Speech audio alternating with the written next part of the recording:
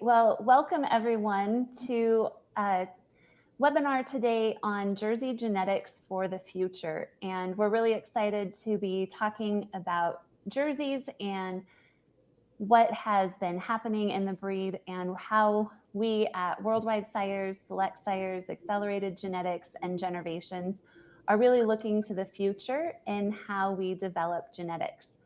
My name is Rebekah Mast. I am the genetic director at Worldwide Sires. And with me today, we have Herby Lutz, who is the Jersey development manager for Select Sires, Brad Barham, who is the Southern Regional Marketing Manager at Premier Select Sires, and Kevin Souza, who's the operating owner for Victory Farms LLC. And this panel of experts is going to help me today in talking about Jerseys and what we can be doing as we plan for the future and some of the exciting things to look forward to. Just to kind of get us started, I'm talking today a bit about genetic expression, and we're going to be looking at how we get maximum profitability from our herds. And genetic expression is really what's required for this. In order to maximize genetic expression, we need to have excellent management. And what this requires is an immediate, it provides us with an immediate return on investment, but it requires that we're looking at the entire herd and where we might have different opportunities. And without good management, even the best genetics won't be fully expressed. But without great genetics, even the best management won't provide maximum profitability. So we really need both of these pieces in order to get the fullest genetic expression. And we know that genetics is a 3 to 5 year time period before we really get a return on our investment. And so we have to be thinking well into the future as we're looking at our genetic selection.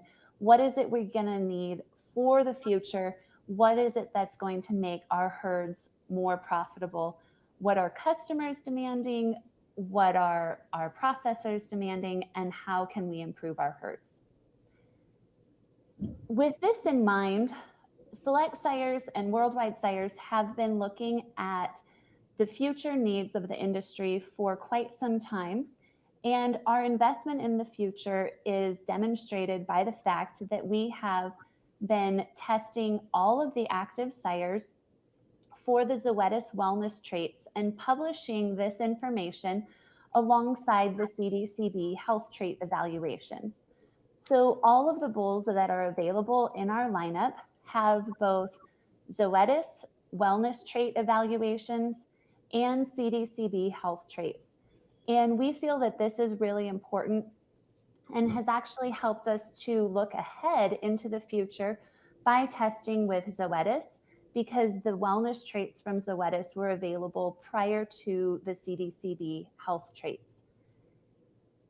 And the reason that we see these traits as so critical is we're seeing that herds are being more and more selective in the types of heifers that they raise, and recognizing that herd turnover rates should be reduced, so lower than 40%, in order to have more cows who are in later lactations. We need those cows who are in third and fourth lactation in order to maximize the production per cow within our herd. And as we have higher production per cow with cows who are older and in later lactations, we have higher total profitability. But on the flip side, what we see is that as we raise fewer dairy replacements, each of those replacements has to be of the highest quality. And so as we're doing this type of genetic selection to select for replacements who are going to last a long time in the herd, which can reduce our turnover rate, each of those replacements is even more important. We have to keep them alive and healthy. And this whole process is precision breeding, in the development of a genetic strategy. So calf wellness consists of 3 different traits that are evaluated by Zoetis: calf livability, calf respiratory disease, and calf scours or calf diarrhea. And for Jersey calves in particular, calf scours or resistance to scours is really important because in the breed as a whole, calf scours has a prevalence of about 36%.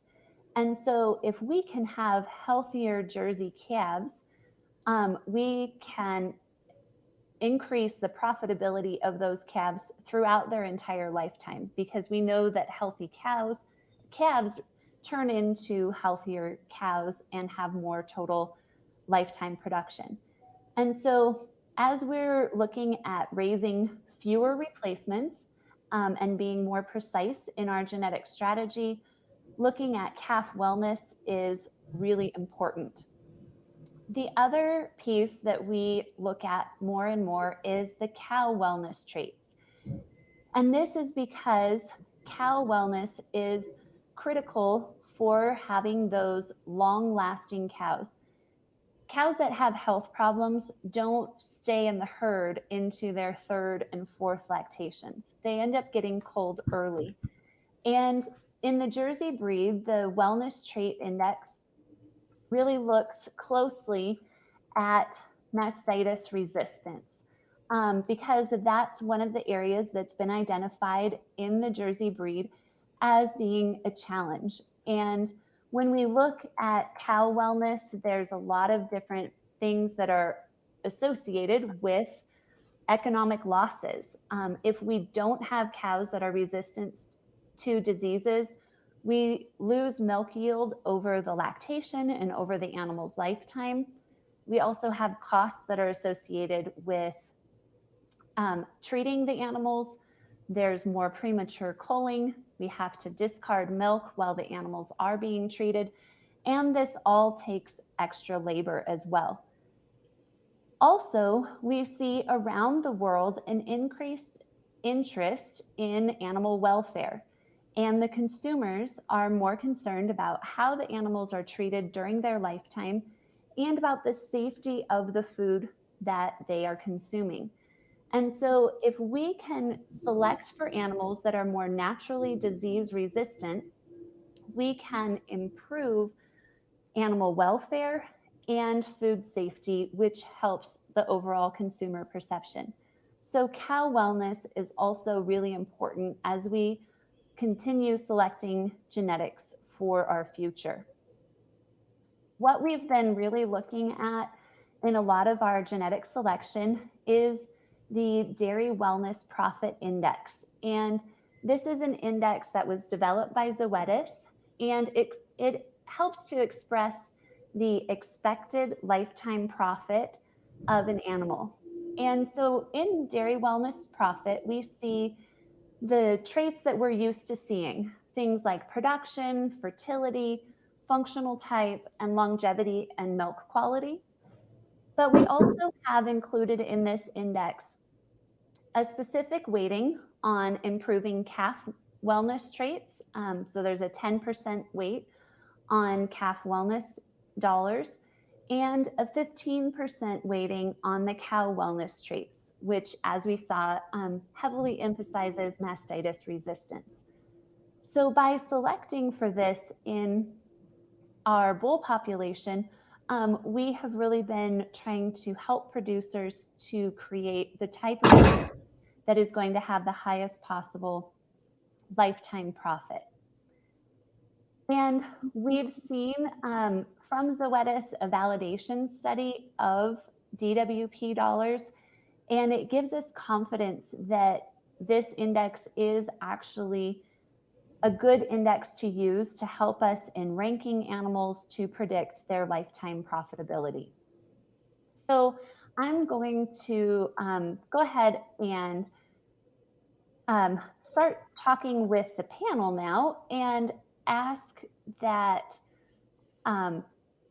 we have Kevin tell us a little bit about Victory Farms, about the herd, your background, and what it is that you've been doing to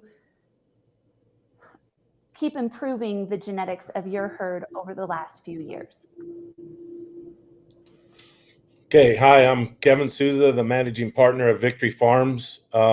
We moved out here from California in 1998 and started milking on an existing facility. In 2015, we built a new cross vent barn. Victory Farms consists of 5,500 Jersey and Jersey cross milking cows. Our biggest philosophy is take care of the cows and they'll take care of you. And we really focus on genetics and try to make the most profitable cow that we can make. We only have so many stalls to use, and we need to make sure we have the most profitable cow in that stall.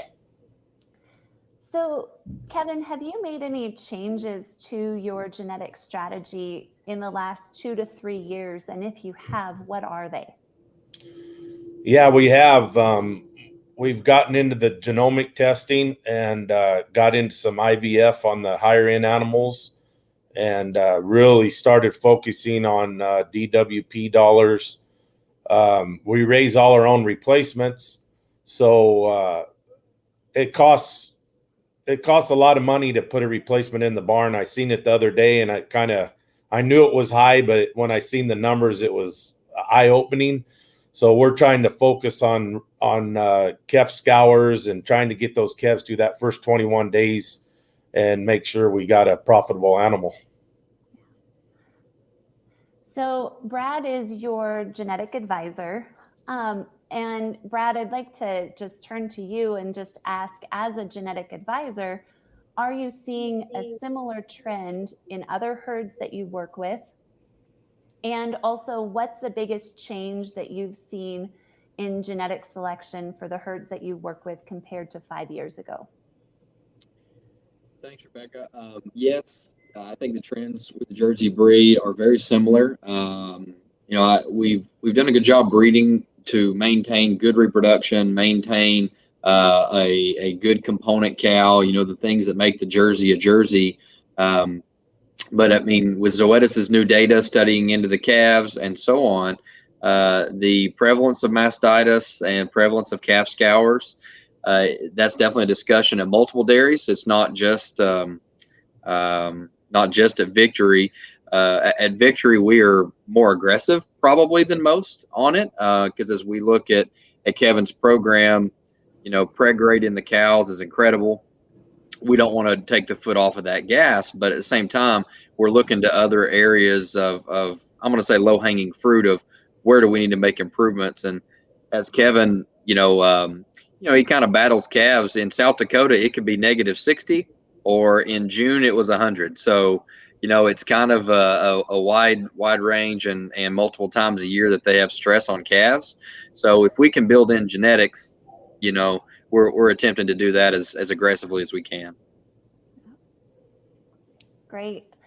So you talked quite a bit about health, and another thing that I've heard being emphasized as well in the Jersey breed was a shift or increasing and keeping the strength on combined fat and protein.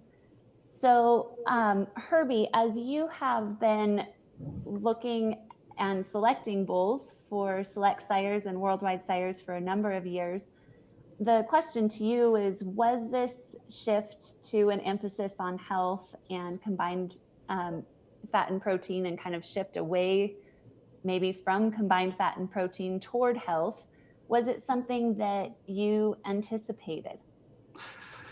Well, Rebekah, Kevin mentioned it to start with at Victory and at most farms around the world.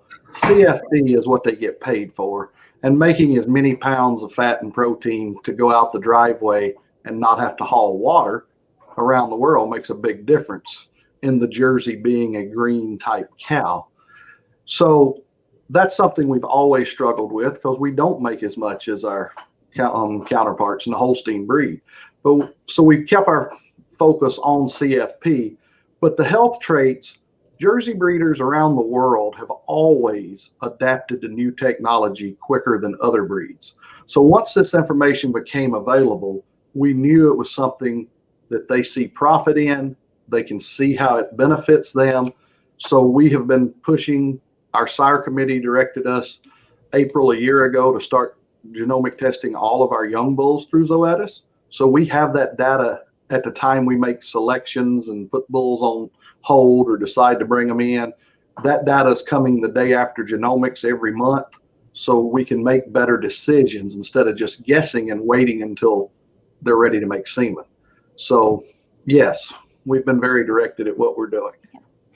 So I think you have a slide actually showing how the number of bulls over time has changed. And then also this slide here, we see a mastitis resistance trend. And maybe you can tell us a little bit about this and what this has helped in the directive from the sire committee and what this pushed for you.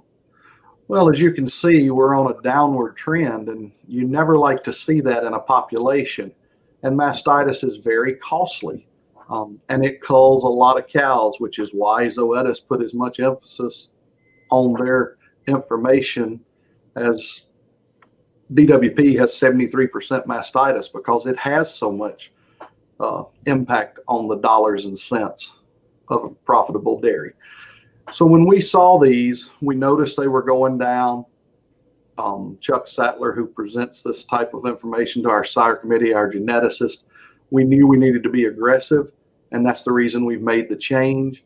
And I think, and we make matings now. Yes, we look for extremely high cheese merit, extremely high TPI, but we also look for health matings. And we might bring in some bulls that are sire fathers. We're talking about one right now that maybe we'll never market because he doesn't have enough CFP, but he's game changer on mastitis and some other calf wellness traits that we can bring into our program and really make a product that fits the world market. Yeah. And the next slide, I think, also shows how that emphasis has shifted a bit over time. We continue to really be emphasizing the total ranking and merit of the bulls that are coming in. But we can see here in the bulls and the genetic average and the number of bulls that there's more emphasis as well on calf wellness than there used to be, and improving somatic cell score. So like you said, there's a diversity in the bulls that are coming in, but really considering how DWP and health contribute to those animals and the bulls that we're bringing in. And until April of last year, we weren't getting this information until bulls made semen. So, and we're ready to market. So we weren't doing a selection process. And you can see we were getting worse at these categories. Now we've tried to balance it between the two and still have genetics that are going to lead us to making the profitable dairies in the future. Yeah. And I think that that's a really great point, that we hadn't been looking at it in the initial selection, and in the matings that you were doing, we weren't looking at health. We were only using it in how we marketed the bulls. And now having that information in our selection, we're starting to see that shift. And we actually look on our female programs that when we put a lot of embryos in at Victory for our Jersey reproductive program, JART, and those matings a lot of times in April, May, June this year, we've had parent averages of almost a point plus for mastitis. And we're talking 70, somewhere between 60 and 80 embryos every week. That's huge to be able to have those to sort from in the future. Mm-hmm. So Victory Farms is one of our JART herds. And as we think about getting calves born and having healthy calves, earlier, Kevin, you talked about calf scours and trying to minimize calf losses. That's important for your herd. It's also important for the JART program. Obviously, Herby wants to be working with a herd that's keeping calves healthy and alive.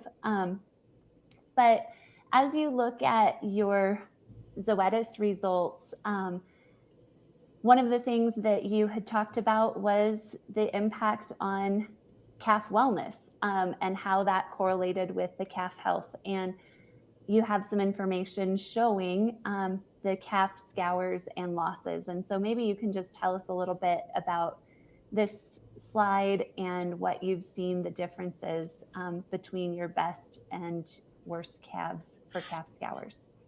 Yeah, it was pretty interesting information to look at. When Zoetis came out, we were one of the herds that they took data from before they started, to get the DWP information. And we do a semi-annually, sometimes annually or semi-annually audit, Zoetis does, of our information. And the first time they pulled this up, it was like, wow. And then the second time they pulled it up, it was like, this is real. So I enter all the data and I go back and look at those calves, and it's true data. I mean, the calves that are on the top, less scours. The ones that are on the, middle to bottom, we have more scour incidents. So for us, it was an eye opener, and it's proven itself on our dairy. So Brad, as you look at this information, do the wellness traits like calf scours and calf wellness factor into genetic selection decisions for your customers? And what indexes are they looking at when they select genetics for the future? I think some of the more, I would say, progressive, Jersey breeders out there are looking at this. Just like anything else, Zoetis has a multitude of traits, so it's kind of hard to use them all. If you just look at calf wellness and wellness trait dollars, or if you simply look at mastitis, which they have weighted at 73%, or you look at scours, calf scours, those two, I think a lot of people have simplified it a touch to get it down to those two main issues to look at. And as Herby mentioned earlier, this is all really new, and you mentioned at the very beginning of this, it takes 3 to 5 years to really make some changes to genetics or to your base. And it wasn't until maybe even last year that all the females through the Select Sires program, as well as all the females at Victory, had wellness trait information on them. So for a while, we were just using, just the sires. And frankly, we were just using sires that got good wellness traits by sheer luck. It wasn't an intentional design. So I think this is a trend that's picking up, as Herby talked about, the Jersey cow kind of being more of a green cow, shipping less water, more efficient. We really have to be conscious of our, ultimately the end consumer and what they think about calves and the healthiness of calves. Kevin mentioned earlier, the massive cost in producers getting a baby calf all the way to the milking line, and that is, I think every dairy would be a little shocked at what that actual number is. Part of that is the sheer number of animals you lose. If you don't have a healthy calf, Victory has a lot of great protocols in how they raise them. They're on top of it. But at the same time, if we have traits that we know, in his audit, it shows it every time in his audit. We, at a very minimum, have avoided poor bulls. So if they're below that 90 on scours, it's a hard no for us. It doesn't matter how much CFP they have. If a calf can't live past 21 days, doesn't matter. So we're pretty aggressive, and there's a lot of producers in that same boat. Depending on where you're at in this country, weather can really wreak havoc on situations, can put stress and strain, and mastitis as well. Same way, you can still manage well, even the greatest managed herds. The better mastitis animals are better than the bad mastitis animals. It actually shows up even more prevalent, whenever you make genetic selections. So it's been an interesting evolution, and Herby and I talk about it pretty regular in his program. And I actually think just yesterday, Herby and I had a discussion about 20 bulls, didn't we, Herby? Yes, we did. At the end of the day, I didn't have the DWP data, so he kind of tricked me. We looked at him, we're like, oh, there's no real problems with this bull, or I like this, and then he hit me with the DWP, and I'm like, ooh, he's not coming in, or yeah, we need to consider that. So I think Select Sires, some of those are from Victory. Way to go, Kevin. But some of those are definitely from Select, and some of it was very intentional in mating. So I think it's a great trend, both for Select, but also as an industry as a whole. Yeah. And one of the things as well is looking at, with the precision breeding, looking at lowering culling rates and keeping cows lasting longer. And this next visual that we have is also from Victory Farms, and it shows the herd response to calf livability. So, seeing those calves, just like you were saying, if you know that she's probably not going to make it past that first 21 days, there's no reason to be keeping her, no matter how high the combined fat and protein might be. And so here, a great reduction in what we see for the calf livability in the herd and the ability to predict that. The next slide shows some looking at it with the older cows. And as we have breeding strategies, we're wanting to keep those cows longer. So maybe you can you share a little bit about this with DWP and the prediction and able to keep cows in the herd? Yeah, on this, and I think this is a very, very interesting way to plot this data. You don't see much difference in the first lactations, and I actually anticipate that we will begin to. Many dairies calve in so many 2-year-olds, and they hate to cull 2-year-olds. They just, because you have a lot of cost in them. You want to give them another chance. Oftentimes they breed back quickly, so you can get them into second lactation. But I think as more and more dairies have shifted to making the appropriate amount of replacements, there's going to be even more pressure on first lactations, and you'll see dairymen that use high DWP animals. We're going to want to hang on to a 4th lactation cow or a 5th lactation cow, and we're building better animals that can do that without being culled. So I think this is a really, really cool example, especially when you get into 4th and 5th lactation, of just how that higher tier DWP animal is built to last. Kevin and I have lots of discussions on culling habits and what we, reproductively, what we should have calves out of. He always tells me that he doesn't even want that bottom 50%. Do not make a calf out of them. So, through IVF of upper end embryo animals, through sex semen, very targeted on our high DWP, we try to eliminate the bottom end of animals. They may still stay in the milking herd just to fill the holes, as he mentioned, but at the end of the day, if we can avoid getting calves out of them, that's where we're at. And a lot of producers are in that model now too. Genomic testing is a great tool to help you predict that. We see it over and over again that the early on predictions of a 20-day-old calf seem to be realized once they are 3rd lactation cows. Yeah.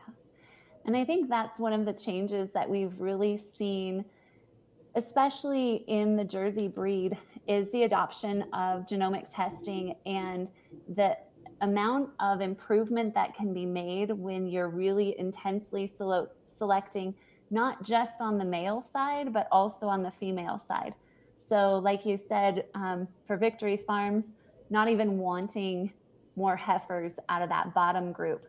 Now you're not just selecting the best bulls to be the sires of the next generation, you're also selecting the best cows to be the mothers, and that can really accelerate the genetic progress for the future.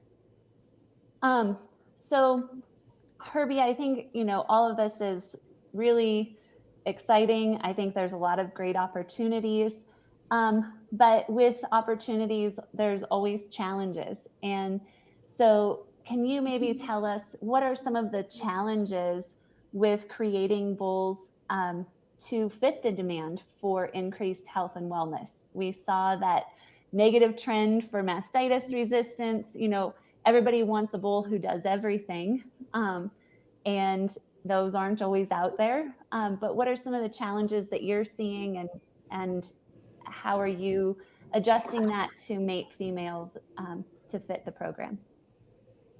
We're seeing more of our herds utilize Zoetis testing, so we actually have this data earlier and making matings. It's a little more challenging when we go and try to buy females that aren't tested through them, because you're sort of guessing at that point. And we have to do it because that's what we need. We know what we need in our program. Keeping things different is always a challenge. People always want unique. But a lot of times there's certain bulls that have the health traits, and those are the ones we're going to lean on. We also are making a lot more matings for health than we've ever done before. We know that increasing CFP is pretty easy to do. That's track record's pretty well established over a long time in this industry. But health traits, they're lower reliabilities. So we need to make more of them so we have more check swings at the plate. You know, a lot of baseball players make the Hall of Fame and only hit a third of the time when they get up to bat. So if we can do that, everybody wins at the end of the day to make better genetics around the world. Yeah. So really what I'm hearing from everyone here is this emphasis on health and wellness isn't going away. We're focusing on it with individual herds that we're working with, like Victory Farms. We're focusing on it with our bull selection, and it's really what's going to be critical for the future. And so as we think, you know, and challenge other producers around the world, the question is really, what are you also doing to improve the health and wellness of your herd, and to increase your herd's profitability? And so we see this as a great opportunity, something that we as a company have been investing in for a number of years and are excited to be able to share with our customers. And I just want to thank everyone for joining us. Thank you to Herby and Brad and to Kevin for their time, for sharing their expertise, so that we can all keep improving and learn from each other. So thank you very much. Thank you.